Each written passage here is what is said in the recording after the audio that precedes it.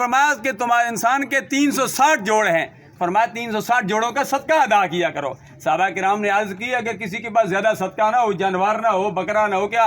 سرکار نے فرمایا سبحان اللہ کہنا بھی صدقہ ہے، الحمدللہ کہنا بھی صدقہ ہے، اللہ اکبر کہنا بھی صدقہ ہے، کسی مسلمان کو خندہ پیشانی کے ساتھ ملنا بھی صدقہ ہے، کسی مسلمان کے ساتھ مصافحہ کرنا، معانقہ کرنا بھی صدقہ ہے، راستے میں کوئی گندی چیز، ایذا دینے والی چیز، پتھر کوئی چیز پڑی ہو اس کو ہٹا دینا بھی صدقہ ہے، کسی مسلمان کی تکلیف کو دور کر دینا بھی صدقہ ہے۔ یہ سارے صدقے ہیں۔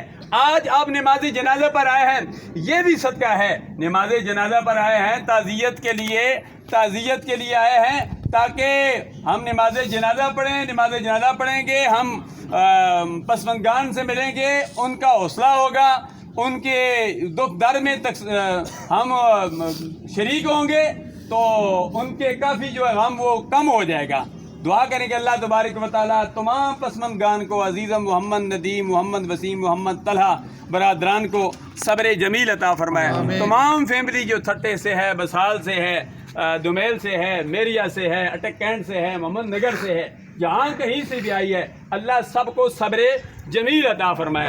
مرنا میں نے بھی مرنا ہے، آپ نے بھی مرنا ہے۔ آخری میسج دیتا ہوں، سرکار نے فرمایا، یہ تو ان کی والدہ تھی، سرکار نے فرمایا والدہ جنت ہے، الجنت تحت اقدام الامہات، والد جنت کا دروازہ ہے۔